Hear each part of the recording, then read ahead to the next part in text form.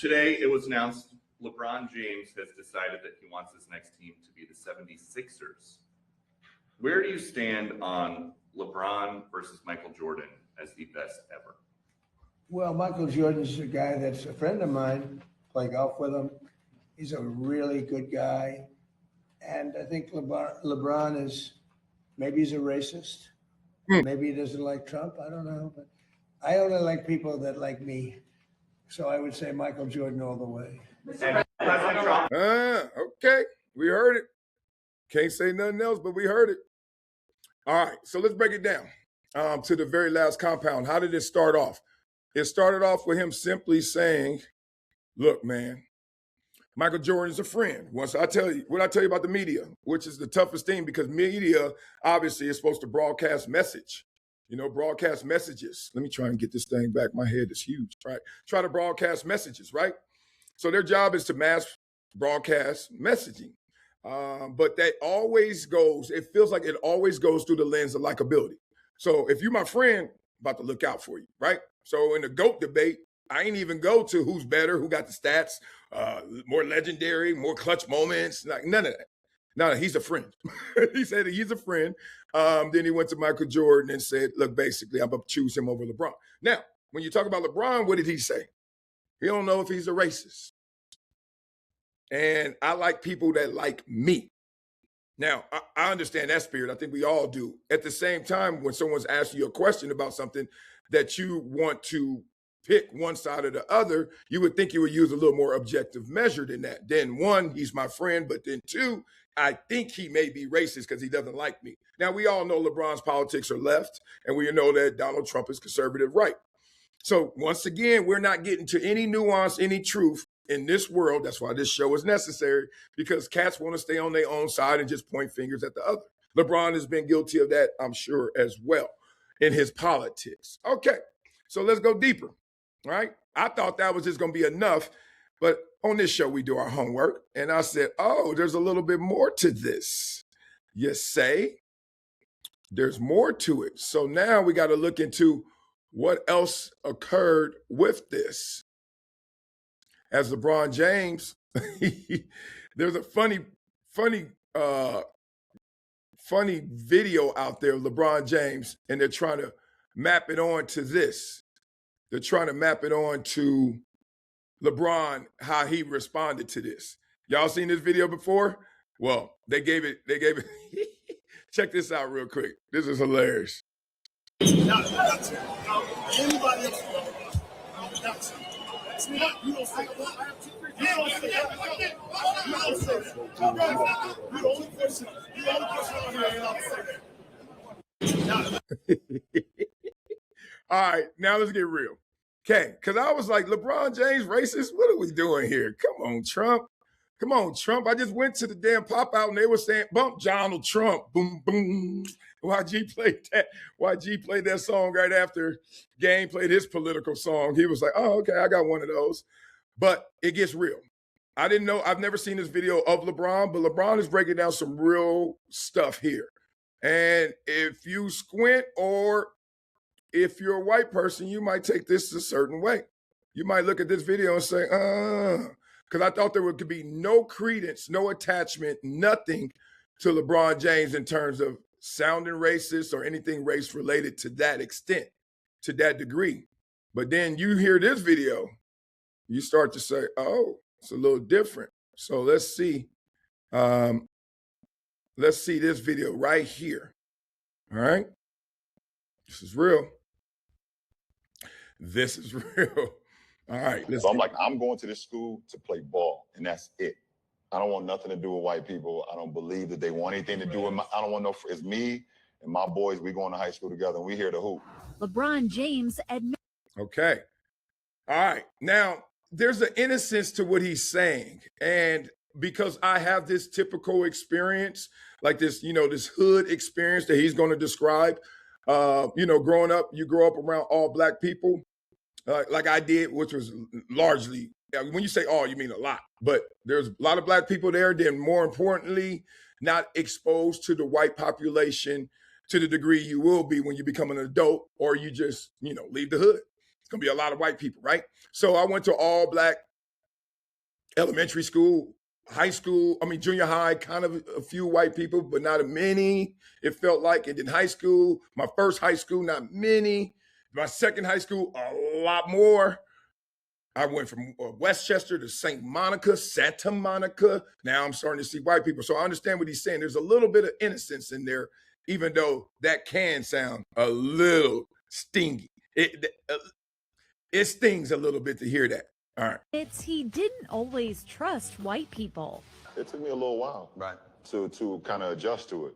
During the NBA star's HBO show, The Shop, he opened up about life at his mostly white exclusive private high school in Akron, Ohio. That was like my initial thoughts and my initial shock to white America when I was 14 years old for the first time in my life. Candidly admits that when he first got to St. Vincent St. Mary, he had no intention of befriending his white classmates. When I first went to the 9th grade in the high school, I was on some I'm not with white people. Right. Okay, now that's so far, I hope it is ultimately the most damaging comment, the most harmful comment said by LeBron James. Authentic? Yes. Telling his truth? Yes.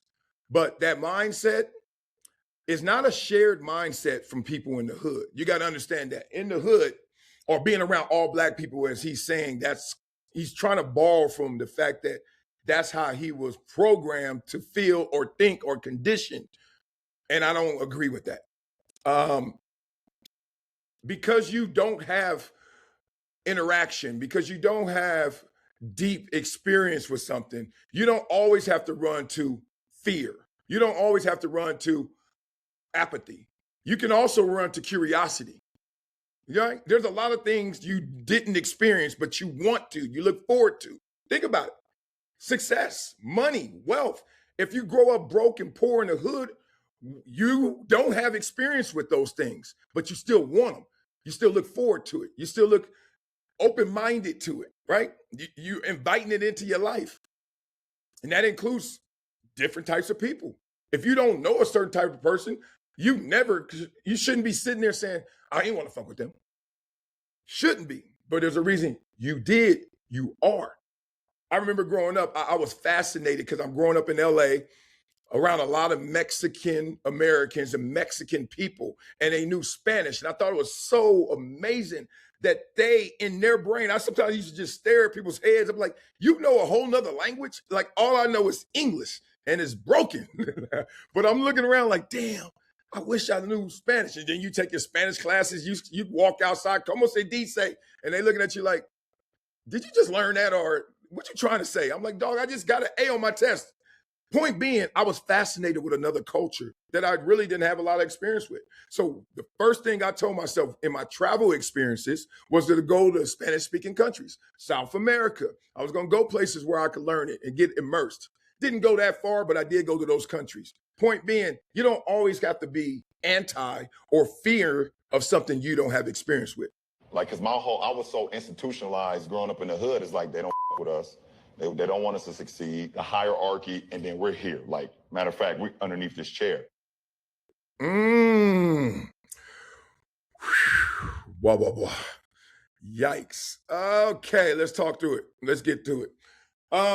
When President Donald Trump first said that about LeBron James, I was like, where's this going to stick? Where's this going to land? What evidence is out there of that, other than the implications? You can imply when someone is left, they're going to be anti-right.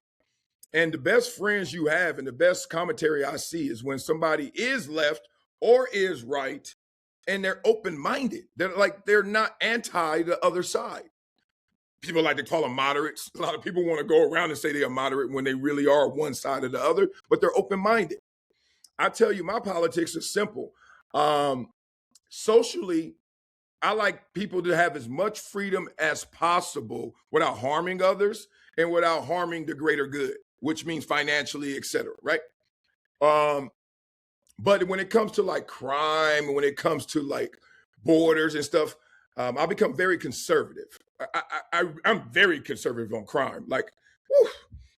You mess up. If you're a kid, I get it. But when you're an adult and you're doing something bad, dog, I'm old school. I'm Old Testament. I'm like, let's make an example because I know how that can be a deterrent, right? I'm walking around when I'm in Texas, when I'm walking around when I was in Florida, I had a different mindset just because I know how they get down. Like, it's open carry, don't play, right? Deterrence. I really believe human conditions, human socially, we need those deterrents out there. Point being, I didn't know where this was going to go with Donald Trump and LeBron. But now, after hearing LeBron, the deeper conversation, I don't want to implicate LeBron for anything. Like he's racist or he was telling the truth how he was as a kid. Obviously, he works with a ton of white people now. I'm sure his sentiment is not of fear or I don't want to work with them, etc. Even though he do got all black people. He got all black people public facing everywhere LeBron is. Rich Paul, Maverick Carter, the other guy, etc. All seriousness, institutionalized. When he said that word, he was institutionalized to not like white people. I know what he's saying because that is one of the shots that happens intra the hood. It comes in through the music, through the rap music.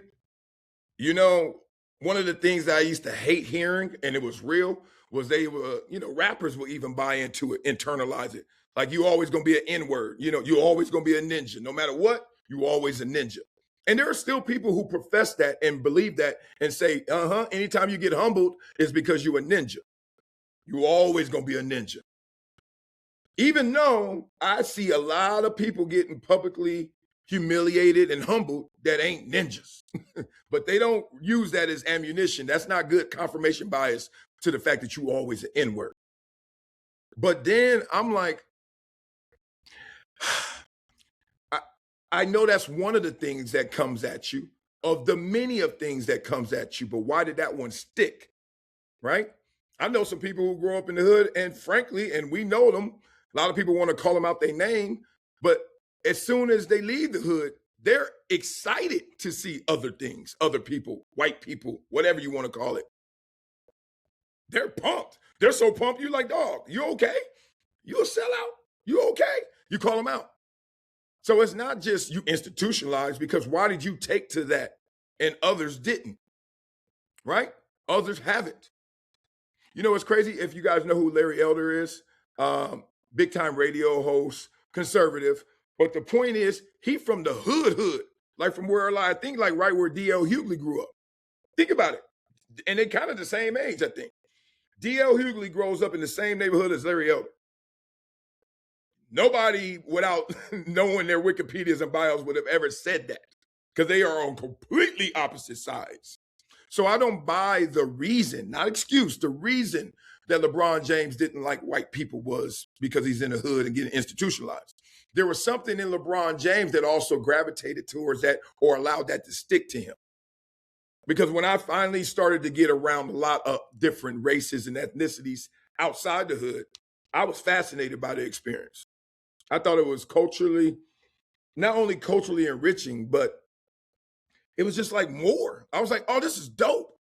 I give you this. I buttoned it up with this. And this is, once again, something about the Latino culture. But because when I met white people, I was like, what are we doing here? Like, Michelle Clapton was my homegirl. She was the smartest in our class. And I used to always tease her. I'd be like, what you gonna do with your big old brain? She was super little. And I used to always tease her. I wasn't in an adversarial position with white people growing up. I never thought it that way.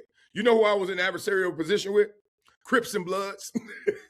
Boy, that was front of mind for me always. How am I gonna get home? How am I gonna get jacked? The two incidents that were violent for me growing up were both Bloods getting at me. 7 years old, I'm in Ruth Ellen Park, right there by the VNGs, Van Ness Gangsters, Bloods. I'm 7 though. And they push me in the swing. They walk up first and they like, hey, stay in that swing. You like swinging, huh? You know, they punking me. I'm 7. I'm not tripping, but I'm scared. I wish they wouldn't be pushing me this hard. They pushed me so hard, I was about to flip over the damn thing. Like the whole thing. I was about to do a whole revolution. No, I'm not. I ain't hitting that pole up there. I jump out, pow. 9 stitches later, hole in my head. Another time, I'm on a bus, Bloods. And no, those were actually Crips. I had on the Boston Red Sox hat. My mistake. It was some Crips. And they saw the Boston Red Sox hat, big old red B. I knew not to wear it. My uncle gave it to me as a gift. I didn't wear it for a minute. I didn't wear it because I knew. And then I finally put it on, and yes, what I knew actually occurred. They come in the back of the bus, triangulate, get around me. One of them sticks something in my side. He's like, "You gonna take that hat off, cuz?" I'm like, "Yep." Windows open. Here you go. Can I leave now? No, you all right. Thinking I'm gonna get shot in the back, all that.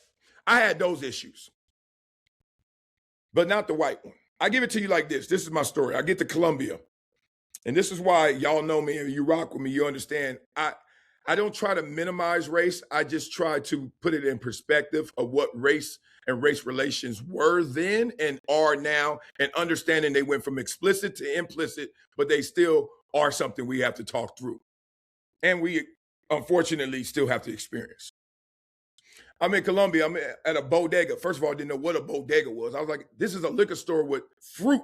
I'm like, why they got so much fruit in their liquor store? I'm like, what's a weird-ass liquor store, right? Anyway, I'm in the line, and I remember like yesterday, I'm in the line, and this dude behind me was speaking Spanish, but like a little different than the Mexicans I knew. I was like, whatever, he's speaking Spanish. And he really speaking Spanish. And then, you're in line, so you just look around, act like you ain't looking at nobody, but you're playing it off and you're doing all that. And I'm looking, and I look back, the dude was darker than me. I mean, he was like this hat. He this color. It's me and him. I said, how in the hell somebody, I was like, what school he go to? What high school he go to learn that kind of Spanish? And I remember when we leaving, somebody was like, oh, he Dominican. I was like, what? No lie. I'm a freshman in college. Never in my life met a Dominican person. Frankly, don't even think I even heard of Dominican Republic like that. I can't lie to y'all. I don't remember. But the point is, I never met a Dominican person to that day. Wild times, right? So beat up in the comments. Let me know what you guys think. I really wanted to bring this up because I want us to always look at that line that's supposed to divide us and understand you ain't got to be anti on that line. If you're on this side, you ain't got to be anti, and vice versa. And more importantly, in this conversation, why did it stick with LeBron? There was a time where Ice Cube, my favorite rapper, used to always talk politics and race. Then he kind of got off of that. But there was a time when he went deep into it. Right when he left NWA, all the way to he got with West Side Connection. And I used to always think to myself, like, what happened with Cube? Like, for you to now just group that whole thing together when I know you know different, I know you know better. Beat up in the comments. Let me know what you guys think. All right, y'all. Love to all y'all out there. I see you Trap Music, Dan Fan, Mike, Stymie, Snurly, and Universal Trappers. I see 3 OGs right there and 2 newbies. Love, love, love. We know we lost them. We lost somebody in the fight. That's what happens in life. The winners and losers, it's simple. Everyone's heard this quote, right? The difference between a winner and a loser is the winner got up one more time when he got knocked down. Everyone's getting knocked down in this world. But when you get back up, you're the winner. Some people don't get back up. Some people are like, I'm good on you. I don't rock with you no more. So I totally get it.